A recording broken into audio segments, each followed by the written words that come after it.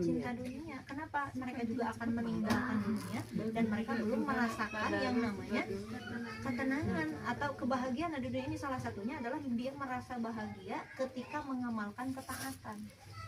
Ibu datang ke majelis taklim dari rumah bahagia nggak? Bahagia. Harus bahagia dulu, Bu. Jadi modal ibu tiasa nyerap ilmu teh ibu di rumahna kudu bahagia heula. Jangan gede-gede ibu. Habis gitu. Jadi harus bahagia dulu, Bu, harus bahagia.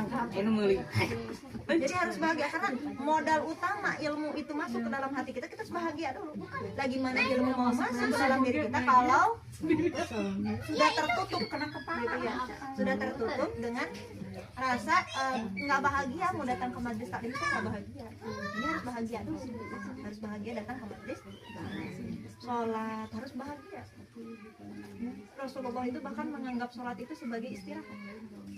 Astaribu di sholat, istirahatkanlah aku dengan sholat.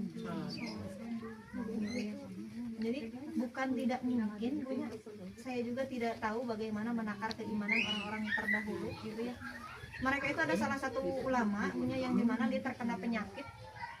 Si penyakitnya itu harus memungkinkan dia untuk dipotong, diamputasi si kakinya itu kan, untuk diamputasi. Nah kemudian kalau zaman sekarang kan ada yang namanya obat bius ya, sehingga menghilangkan rasa sakit ketika operasi. Kalau zaman dulu itu belum secanggih hari ini, Bu, teknologinya, sehingga harus minum alkohol dan jadi ngeplay gitu. Dia harus minum alkohol dan si biusnya tuh dengan minum alkohol dan si ini harus dibalut alkohol. Jadi kan tiis alkohol mah udah dingin deh baru dia dipotong gitu ya. Nah kemudian ulama ini mengatakan tidak mungkin aku melanggar syariat Allah dengan minum alkohol. Padahal ini kan dalam kondisi dia darurat ya, darurat. Tidak mungkin aku melakukan hal yang haram. Kemudian dan tidak mau juga aku kehilangan kakiku tanpa aku sadar. Maka dia berpikir gimana caranya supaya tak sakit gitu ya, gimana caranya potong kaki biar tidak. Maka ulama itu mengajukan kepada dokternya, wahai tabib, bolehkah engkau memotong kaki ini di saat aku sedang sholat?